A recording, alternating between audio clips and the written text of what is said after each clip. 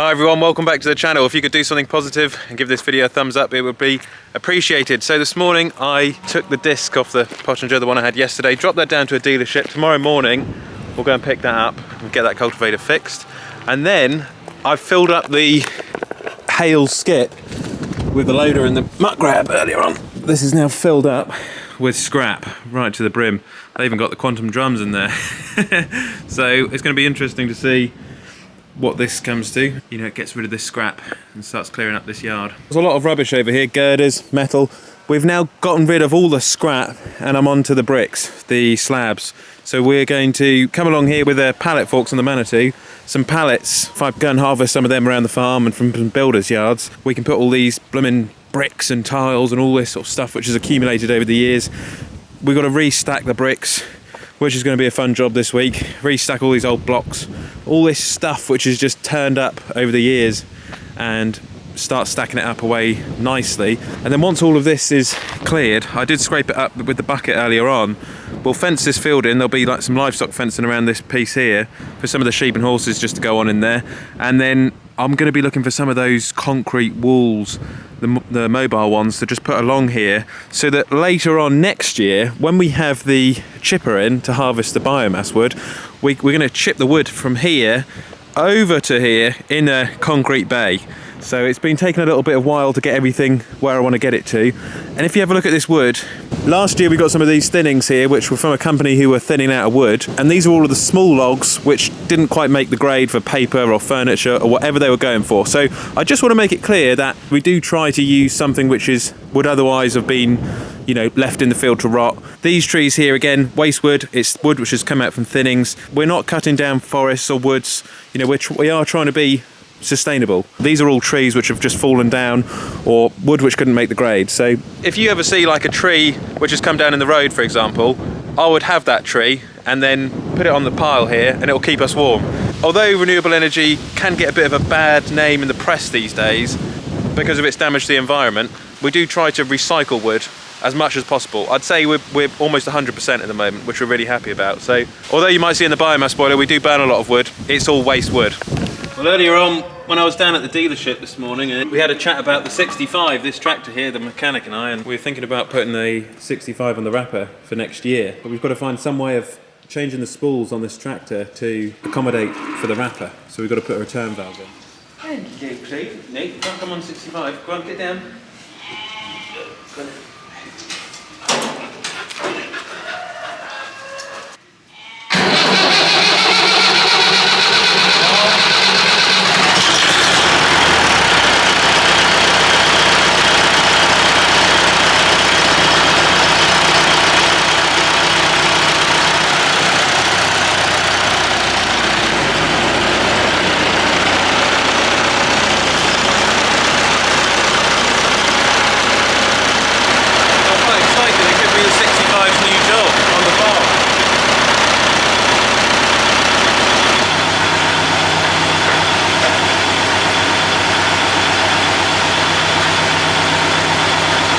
Well, this must be sod's law.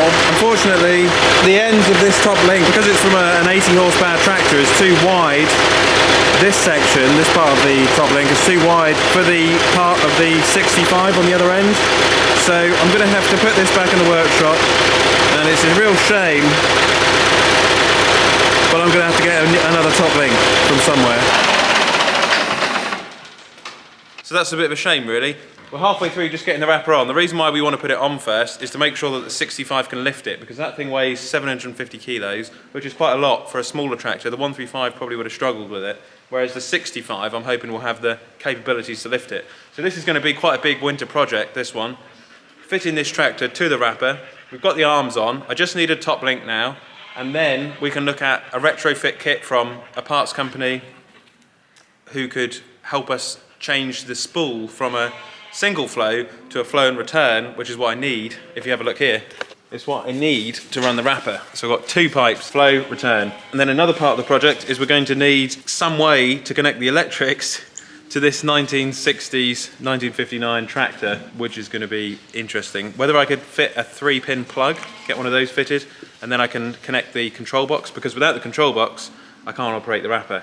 So a 3-pin plug of some sort, I could put maybe near the mudguard from the battery, would probably be a good idea. And then, to be fair, we'll be away. And then this tractor, I can use it in the summer on silage. It's always good to know that I'll be able to use it on the wrapper if I've got something else I could always use. And then you can free up the other tractors doing silage. So that's really the whole idea behind it. And when I was talking to the mechanic today at Hayward's United Farmers dealership down the road, we were getting quite excited about it, because this is something which we could potentially do, have the 65 on the wrapper. And if you've got another tractor, T6, Case Puma or something like that, and the 6R, those two can be busy baling, getting the bales in. Whereas this tractor can take care of the wrapping with the Manitou back at home. It's quite exciting, but there's a lot to do. So we've got return valve, connect the battery, and we've also got to get a new top link for this tractor because it didn't come with one, which is going to be a bit of a difficult one, because if I go and buy a top link from a shop and bring it home, sometimes they don't fit.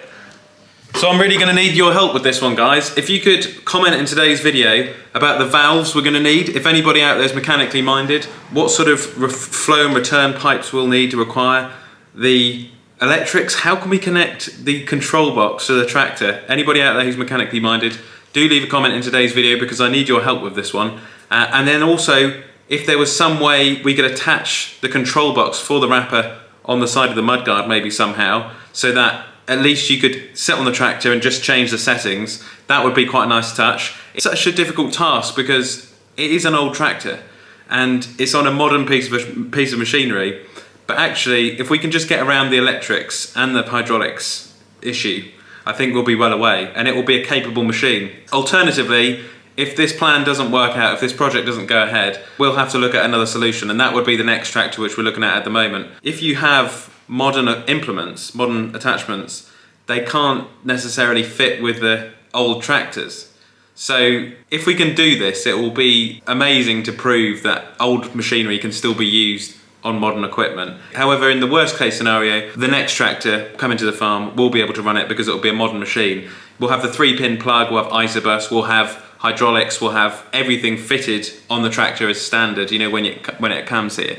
You know, back in the day, back in the 60s, as Clarkson said on Clarkson's farm, people didn't eat much very much back then. And a lot of the attachments, I mean, just take the top link, for example, today on the 65. It's got a tiny top link. And, you know, we've moved on a lot since then. Just going to my workshop to pick a top link up, there's like these massive modern top links I've got, which are just huge compared to the old 60s tractor. So it obviously shows, you know, how far we've come.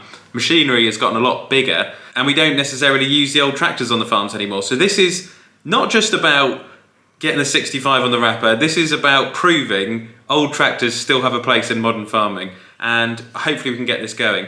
The secondary tractor, however, will be a great solution because we can also use it for carting, we can use it for putting it on the baler and things like that. I was also thinking about when the 135 comes home, that coon tedder in the yard there, which we purchased last year, could actually go on the 135. I have been umming and ahhing about putting that tractor when it comes home in the shed and covering it in bubble wrap. You know, and just taking it out for shows and things like that. But what's the point of having a lovely 135 restored if you're not going to use it? So, I mean, we could have the 135 on the tedder, we could have the 65 on the wrapper, we could have the 6R on the baler and the mower, making the bales, and then we could have the Manitou stacking the bales and moving them. And then I guess we'd have to have this other tractor, which I'm looking at the moment, bringing the bales home. I mean, one great thing about that 6R is it's got a front loader. So we can always leave the 6R down at the Broads, load up the bales, bring that back here, unload with the Manitou, wrap with the 65, and then the little 135 could be down there tedding.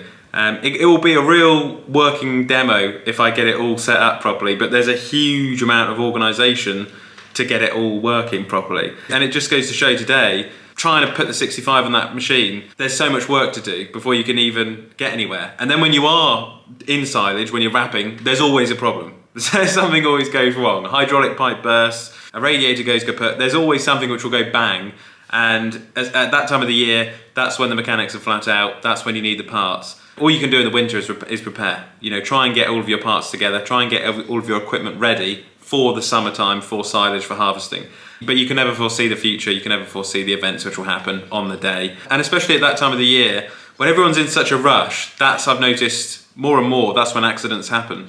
So if we can just try and go steady a bit this year with silage, do our silage intermittently, so probably do it, you know, a few fields at a time rather than doing the whole lot in one go, like we've tried to do this year and so many years before. It does work, but it's such a rush, and there can be mistakes made. Maybe at 50 acres at a go, over 3 or 4 days, and try and do a good job of it with our own equipment, with our tractors, saving on the costs, and see where we get. So if you could help us out with the 65 in the wrapper, maybe leave a link of some valves and some top links. I'll have a look this evening, and hey, we'll go from there. Wouldn't that be brilliant? We'll try and make it happen. Enjoy your day, whatever you're up to, and I'll catch you on the next one.